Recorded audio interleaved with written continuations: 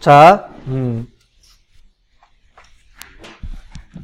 자, 우리 지난 시간하고 마찬가지로 여러분들이 어떤 문제가 닥쳤을 때 이 문제에 대해서 풀이하는 게 생소하잖아요. 그죠? 통계 분석하고 SPSS 해본 것도 생소하고 하다 보니까 많이 어려워하는 것 같아서 제가 수업 시간 끝날 때 계속 이렇게 과제를 해서 실제로 여기서 풀어볼 수 있도록 문제를 지금 계속 내고 있어요.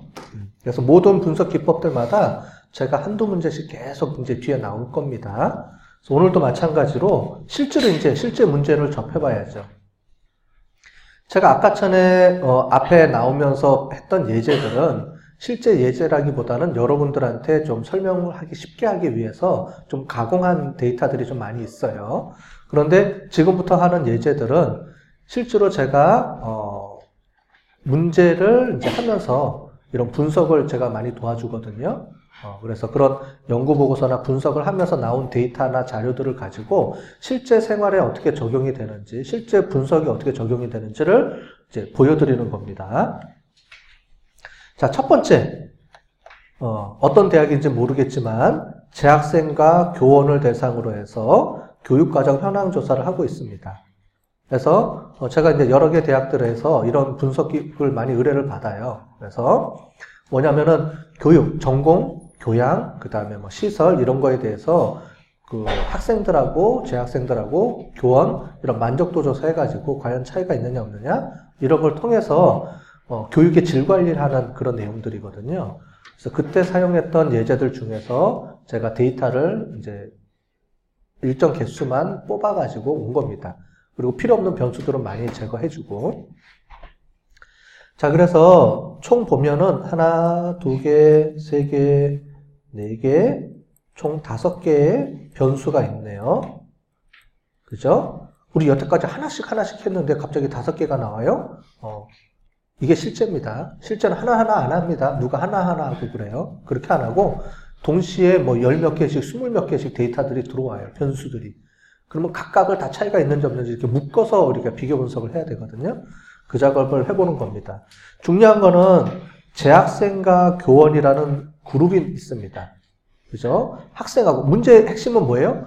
학생하고 교원하고 이 각각의 총 5개의 변수들이 각각 차이가 있는지 없는지를 보는 거예요. 그래서 총 5번 분석을 해야 되는 거죠. 5개를 분석해야 되는 개념입니다. 자, 우리 요 데이터가 있으니까 데이터를 한번 불러와 볼게요. 데이터를. 그래서 교육 역량 분석이라는 게 있죠. 이 데이터를 불러갖고 와보면 여기 구분이라고 되어 있는 게 있습니다. 얘가 저거예요. 얘가 1번은 재학생이고 2번은 교원 이렇게 되어 있죠. 이렇게 되어 있고 이게 교육 과정부터 강의, 학습, 행정 서비스, 교육 환경, 종합, 점수 이 각각에 대해서 과연 차이가 있는지를 보는 겁니다. 우리 문제의 요지를 잘 아셔야 되죠. 문제의 의미는 뭐예요? 이 5가지의 점수가 과연 재학생하고 교원은 차이가 있습니까? 이 가정이에요. 됐죠? 자, 풀어보세요.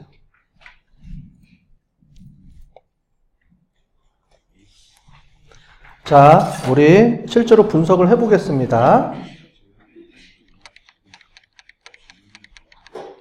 자, 우리 아까 전에 띄워놓은 자료를 가지고 분석을 해볼게요. 자, 분석 들어가서 평균 비교, 독립표본, T검정 들어가시고 제가 구분을 들어가서 구분에 1번 그룹, 2번 그룹 이렇게 해서 하고요. 여기 있는 검정 변수들을 하나씩 할 필요 없어요. 전체 다 선택해서 가야 됩니다. 자, 그러면 교육과정 누르고요. 일일이 하나씩 하는 게 아니고 교육과정 클릭한 다음에 Shift 키를 누르고 제일 마지막을 누르면 그 사이 게 다 선택이 되죠? 아시죠? 컨트롤 키는 하나씩 선택하는 거고 Shift는 처음부터 끝까지죠? 자, 그런 다음에 넘겨주고요. 똑같이 동시에 하는 겁니다. 확인 눌러서 처리해 볼게요. 자, 그러면 전체 평균이 이렇게 나와 있습니다. 그 다음에 중요한 건 우리가 독립표본 T검정의 요 값이죠? 자, 그래서 지금부터 요 값을 한번 보도록 할게요.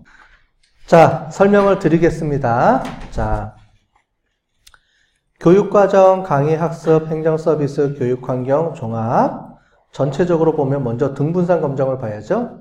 전체적으로 보겠습니다. 분산이 같냐 틀린지를 본다 그랬죠.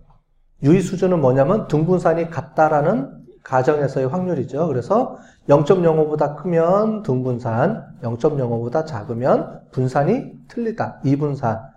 이렇게 나와 있습니다. 등분산이 아니다예요. 자, 등분산이 아닌 건 뭐가 있죠? 볼게요. 여기 중에서 0.05보다 작은 게 뭐가 있어요? 이 중에서 얘만 있죠? 그죠? 나머지는 다 위에 걸 해석해 주는 겁니다. 얘가 아니죠. 얘는 이분산이니까 얘는 위에 거, 위에 거, 위에 거. 이렇게 정해 놓는 거예요. 아, 그러면 얘 빼고 나머지는 다 위에 거네. 얘만 밑에 거고요. 나머지는 다 위에 거 해석해 주면 되죠. 이걸 결정하는 거예요. 오케이. 그러면 강의 및 학습만 이분산이니까 얘만 얘를 해석해 주고 나머지는 다 위에 거 해석해 준다. 자, 그러면 실제로는 얘를 봐야죠. 얘가 중요한 거죠. 얘보다는 얘가 더 중요한 거죠.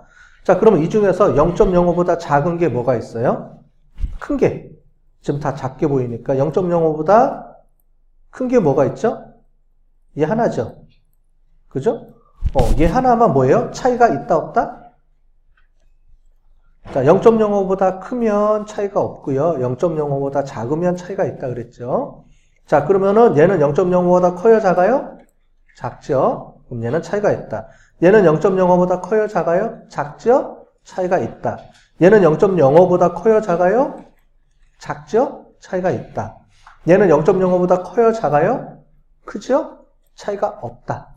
얘는 0.05보다 작아요, 커요? 작죠? 차이가 있다. 아, 그러면 얘가 차이가 있고요, 얘 차이가 있고요, 얘도 차이가 있고요, 얘도 차이가 있고요, 얘만 차이가 없게 나왔네요. 그죠? 그래서 총 5개 중에 교육 환경 및 시설만 차이가 있고요, 나머지 4개는 차이가 없습니다. 아, 반대로 얘기했죠? 얘만 차이가 없고요, 나머지 4개는 차이가 있습니다. 전체적으로 아까 전에 봤던 것처럼 교원이 전반적으로 재학생들보다 만족도가 높게 나왔습니다. 이렇게 해석을 해주면 되겠죠?